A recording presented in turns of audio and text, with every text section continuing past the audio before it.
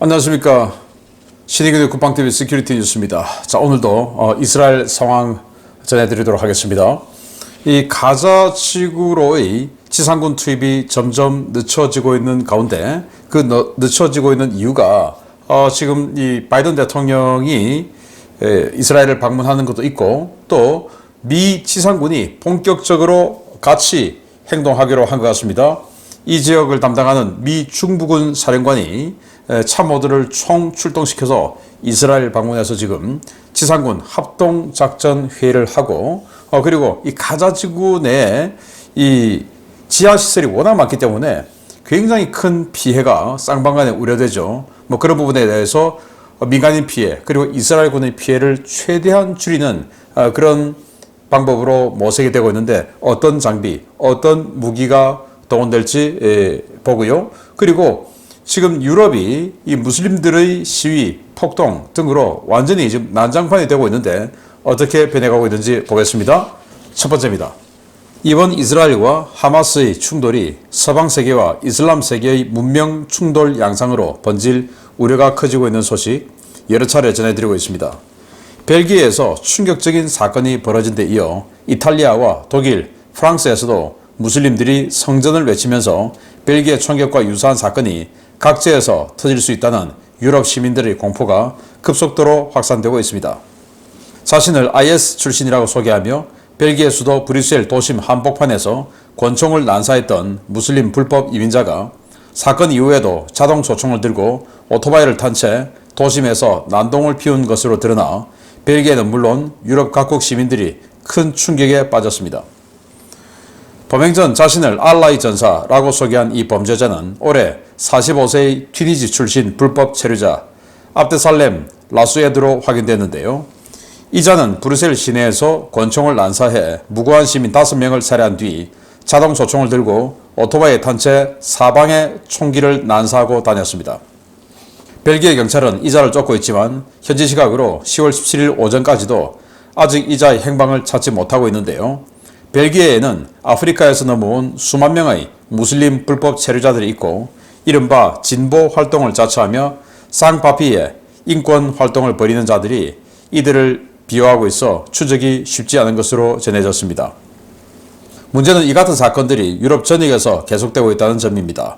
같은 날 이탈리아 토리노에서는 흉기를 들고 알라후 아크바르를 외치며 도심에서 난동을 부린 무슬림들이 경찰의 총격으로 제압되는 사건이 발생했고 베를린에서도 하마스를 지지하는 무슬림들이 도심에서 난동을 부려 경찰과 물리적 충돌을 빚기도 했습니다.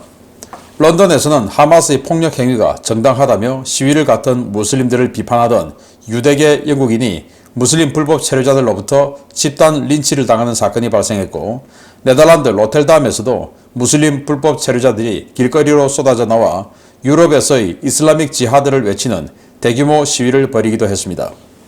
이와 관련해 시아파 성직자 이맘으로 호주에서 일명 평화의 이맘으로 활동하고 있는 모하마드 타우티 씨는 유럽에서 문제를 일으키고 있는 자들은 원래 있던 나라에서 쓰레기로 분류됐던 문제가 있는 사람들이라며 그들의 원래 고향에서 그들은 감옥에 갇히거나 사회로부터 격리됐지만 유럽은 값싼 노동력을 위해 그들을 스스로 받아들였다라며 이들로 인해 대혼란이 발생할 것이라고 경고했습니다. 현재 유럽, 심지어 미국 워싱턴과 뉴욕, 캐나다 토론토와 몬트리올 등에서도 대규모 무슬림 시위가 벌어지고 있고 미국 일부 지역에서는 극좌 성향의 흑인 반체제 세력인 BLM 조직들과 연계해 공동투쟁을 벌이려는 움직임도 감지되고 있는데요. 서방 세계가 이스라엘 사태에 본격적으로 개입하는 순간 유럽과 미국 각지에서 대규모 폭력 사태가 발생할 수 있다는 불안과 공포가 확산되고 있습니다. 네, 지금 10월 13일 해서 이슬람 성전의 날을 선포했고 그게 통했는지 유럽 그리고 북미 등등 해서 이 무슬림들이 많이 있는 그런 곳에서 시위, 폭동, 테러 등이 발생을 하고 있어요. 그래서 어제 말씀드렸죠. 이 스웨덴인 2명을 벨기에에서 권총으로 살해하고 확인 사살까지 했는데 제가 그 사진을 보니까 정말 너무 처참해서 뭐 더 이상 말씀 안 드리겠습니다만은 아무튼 그 자가 알고 보니 이 사람이더라 이겁니다. 튀니지에서 불법 이민원, 즉 이제 불법 체류자죠. 45세의 불법 체류자인데 자기 스스로 자기는 IS 출신이다 라고 하고는 그렇게 스웨덴 사람 2명을 쏴 죽이고 또 추가로 또 3명을 더해서 5명을 권총으로 쏴 죽이고는 이런 식으로 스쿠터, 오토바이를 타고 이 거리를 활주하면서 질주하면서 자동 소총을 난사를 하고 다녔어요. 여기저기서 이제 블랙박스 또는 휴대폰, 카메라 등등에 찍혔는데 경찰이 지금 이틀이 지나도록 잡지를 못하고 있습니다. 그건 뭐냐? 누군가가 숨겨주고 있다는 것이죠. 그런 거 아니겠습니까? 자, 그러면서 거기만 있냐? 런던에서 팔레스타인 지지하는 시위를 하니까 이 영국의 유대인들이 꽤 있겠죠. 유대계 출신들이. 그래서 어떤 그 시민이 이스라엘 국기를 꺼내 들었답니다. 그걸 지금 이 무슬림 불법 체류자들이 지금 뛰어가서 그 영국인, 유대계 영국인을 집단 구타하는 이런 사건이 발생해서 여기 이제 이 연두색 여기가 경찰들이에요. 경찰들이 지금 뜯어말리고 있는 이런 상황입니다. 지금 뭐 영국에서 그리고 이탈리아 토리노에서도 그냥 이 사람이 지금 무슬림이고 그냥 칼을 들고 막 휘두르는 흉기 난동을 부린 거죠. 팔레스타인 지지하면서. 그래서 지금 경찰이 권총으로 제압하고 있는 이런 장면인데 이렇게 이탈리아에서도 이런 식으로 발생을 하고 자 그래서 이게 한때 굉장히 유명한 사진이었어요. 우리나라의 한쪽 뭐 걸레 같은 그 언론 있지 않습니까? 신문. 거기에서 이 사진을 가지고 거의 뭐 칭송을 했던 그런 사진인데 뭐냐?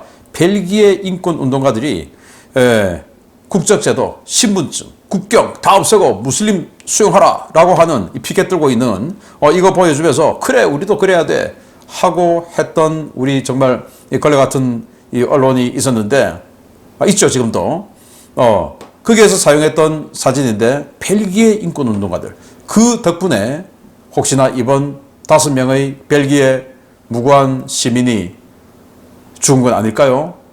자 그래서 호주에 지금 와 있는 이라크 출신의 시아파 이맘입니다. 성직자죠. 이 사람의 호주 언론하고 인터뷰한 전체 풀 영상을 제가 봤는데 정말 뭐 너무나 합당한 이야기를 하는데 뭐라고 하냐? 다 이런 불법 체류자들이 뭐냐? 난민들 받아준 그 유럽 그리고 미국, 북미 이런 그들이 자초한 일이다. 그들은 이 난민들을 속셈으로는 값싼 노동력 확보하고 지금 인구 절벽에 있으니까 뭐 이렇게 해서 인구 좀 확장시키고 그러려고 받아줬지만 원래 그 난민이라고 하는 그 자들은 이 무슬림 이 아랍 지역에서도 쓰레기들이다. 쓰레기라고 표현을 하더라고요. 쓰레기들이다. 그래서 값싼 노동력이라고 불러왔지만 일 안 한다 걔들은 일할 의욕도 없고 그냥 달라고만 하는 자들이다. 예를 들어서 사우디아라비아, UAE 이런 데서 이런 무슬림 시위나 이런 게 있냐? 없다. 걔들은 이런 자들은 통장도 못 만든다. 그런데 그 자들이 통장이 어딨냐? 유럽과 미국에 있다. 이를테면 이 테러 단체들, 알카에다, 뭐 보코하람 막 거론하더라고요. 탈레반 이런 자들의 계좌가 유럽과 미국에 다 있다. 사우디나 UAE는 그런 거 없다. 오만에도 없다. 왜?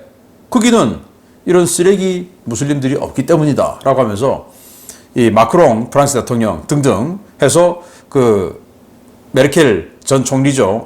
독일라고 하면서 그들이 자초한 거다. 라고 극비난하는 걸 봤는데 정말 우리도 몇 년 전에 그 시리아 난민 받아들여야 된다 하고 뭐 사회적으로 하면서 이런 사진 게재하고 했던 그런 시절이 있었지 않습니까? 그리고 지금 제주도에 있죠. 정말 조심해야 된다라고 생각이 되고 그러면서 정말 놀라운 게 미국의 BLM 운동을 했죠. 흑인 생명도 소중하다. 이제 흑인이 경찰에게 죽었을 때 그때부터 들불처럼 일어나서 지난 바이든 대통령 당선될 때 굉장히 큰 역할을 했던 이 미국 민주당의 극좌파 세력들하고 연계되어 있는 바로 거기죠. 그리고 중국의 자본이 여기에 들어와 있다라고 알려져 있는 바로 그 단체인데 여기에서 우리는 팔레스타인하고 같이 서 있다라고 하는 이런 시위를 해요. 여기 보시면 낙하산에 팔레스타인 국기 꽂아져 있고 이거 하고 우리는 같이 한다. 이 낙하산이 뭡니까? 낙하산 타고 콘서트장에 평화 콘서트장에 들어와서 수백 명의 무고한 시민을 죽이고 납치해간 바로 그 사건이고 그 상징이 낙하산인데 우린 같이 한다라고 미국에서 이러고 있어요. 정말 기가 차는데 이 BLM 이거 아마 다음 대통령 선거할 때도 반드시 또 나올 거라고 보는데 이 BLM은 흑인이 미국의 뿌리다 라고 하면서 미국의 정통성을 뒤집어 엎으려는 바로 그 단체죠. 정말 우리나라도 조심해야 된다. 다문화 중요하고 좋지만 경계해야 된다. 이런 문명 그리고 문화 충격에 대해서 대비해야 된다라는 말씀을 드리고요. 자, 이스라엘 전황 보겠습니다. 미국이 개입하는 모양새가 취해지면서 이스라엘의 가자지구 지상군 투입 일정이 계속 미뤄지고 있습니다. 미국과 이스라엘은 가자지구와 하마스, 헤즈볼라 등에 대한 정보평가와 작전회의를 계속하며 작전 계획을 수정하고 있는데요. 가자지구에서의 군사작전이 상당히 제한적인 형태로 진행될 수 있다는 관측이 나오고 있습니다. 이번 이스라엘 사태 개입을 공개적으로 천명한 미국이 마이클 쿠릴라 중부사령관과 중부군 지휘부를 이스라엘에 급파해 이스라엘 총참모부와 회동하고 있으며 현재 양국 간의 연합작전을 위한 제반 사항들이 광범위하게 논의되고 있다고 이스라엘 현지 매체들이 10월 17일 보도했습니다. 10월 16일 이스라엘에 들어온 쿠릴라 사령관은 중부군 육해공군 해병대 참모들을 대동하고 이스라엘 헤르지 할레비 총참모장과 회동을 가졌는데요. 쿠릴라 사령관은 전면적인 지상작전을 앞두고 있는 이스라엘에 현재 가장 필요한 것이 무엇인지를 묻고 지원 방안을 논의했습니다. 쿠릴라 사령관은 헤즈볼라와 시리아 친이란 민병대 등이 전쟁에 개입할 가능성에 대해서도 논의했는데요. 양측은 이스라엘의 가자지구 지상작전이 시작되면 북부 지역에 대규모 전선을 열 것이라고 보고 이를 저지하기 위한 연합 군사행동에 관해 논의했습니다. 이번 회의에서 미국은 이스라엘의 가자지구 지상군 투입에 대해 큰 우려를 제기했는데요. 미국은 하마스라는 테러 단체의 소탕 필요성은 인정하면서도 아직 엄청난 숫자가 남아있는 민간인들과 대단히 복잡하게 얽혀있는 가자지구 지하시설 등의 상황을 언급하며 대규모 인명피해가 발생할 가능성을 우려하고 있습니다. 미국은 가자지구 지상전이 미군 역사상 최악의 시가전으로 평가되는 팔루자나 모술과는 비교할 수 없을 정도로 어려운 싸움이 될 것이라고 보고 있는데요. 가자지구는 인구 밀도면에서 팔루자나 모술과 비교 불가능할 정도로 큰 도시이고 대단히 복잡한 지하 미로가 거미줄처럼 연결되어 있기 때문에 일반적인 시가전으로는 도심 장악이나 하마스 소탕이 대단히 어렵습니다. 이 때문에 이스라엘은 첨단 기술을 이용해 가자지구의 폐허와 지하시설 속에 숨어있는 하마스 소직원들을 소탕하는 방안을 준비하고 있는데요. 지면 투과 레이더와 드론, 항공기 투하 벙커버스터 폭탄이 핵심 자산으로 활용될 전망입니다. 이스라엘은 지면 투과 레이더를 통해 지하시설 유무를 확인한 뒤 입구가 확인된 터널에는 소형 드론을 보내 정찰하고 적 시설로 확인되면 대량의 자폭 드론을 터널 안으로 밀어넣거나 터널이 있는 좌표에 벙커버스터 폭탄을 투하해 파괴하는 전술을 준비 중입니다. 이러한 전술은 가자지구 지상군 투입 상황에서 이스라엘군의 인명피해를 최소화하고 가장 빠르게 하마스를 소탕할 수 있는 대안으로 거론되고 있는데요. 문제는 하마스가 지하시설에 민간인들을 잡아 가두고 이스라엘의 드론 공격이나 폭격을 유도할 수도 있다는 점입니다. 이스라엘은 이 같은 상황까지도 논의하며 작전지역 자체를 와디 가자 이북 지역으로 제한하는 방안도 고려 중인 것으로 알려졌는데요. 첨단 전력으로 속전속결을 꾀하고 있는 이스라엘과 인간 방패로 지연전을 준비 중인 하마스. 과연 가자지구 시가전이 어떤 양상으로 전개될지 지켜봐야겠습니다. 네, 자, 지상군 투입이 더 미뤄질 것 같다. 바이든 대통령의 이스라엘 방문, 그리고 그 방문이 끝난다 하더라도 미군이 개입해서 같이 이 연합작전을 안 하더라도 이 지원작전 등등을 할 것이기 때문에 그런 부분에 대한 논의, 협의가 필요하다라는 거죠. 그래서 10월 16일 미 중부군 사령관과 중부군 참모들이 이렇게 이스라엘 방문해서 이스라엘 총참모부와 회동을 가졌어요. 그래서 뭘 필요하고 어떻게 해야 되고 이제 이런 것들을 논의를 했다라고 하는데, 자, 이 와디 가자라는 습지가 있습니다. 뭐 개천 같은 건데 이게 이제 이 주변으로 이제 숲들도 있고 이 와디 가자를 중심으로 북동쪽이 인구 밀도가 아주 높죠. 75만 명 가자시티 그리고 노스 가자에 43만 명 해서 120만 명이 이 북쪽에 살아요. 그리고 이 남쪽 그래서 이 와디 가자라는 이 습지를 중심으로 북쪽만 하자라는 게 미국의 입장인 것 같고 이스라엘은 다 해야 된다. 왜? 하마스가 그냥 뭐 와디 가자 중심으로 북쪽에만 그대로 있겠냐. 내려가면 어떡하냐. 다 해야 된다. 라는 건데 문제는 다 하려고 하니까 너무 위험하다라는 거죠. 지하 시설 때문에. 그래서 이 2014년에 집계된 가자지구 내 지하 시설만 해도 이렇습니다. 그런데 이게 10년 전이니까 10년 동안 얼마나 더 많이 더 복잡하게 만들어 놨겠습니까? 그래서 뭐 이런 식으로 지하 시설들이 터널에 되어 있는데 2010년대 초반에 북한에게 돈을 주고 북한의 기술이 들어가서 북한의 자문하에 이걸 만들었다고 하죠.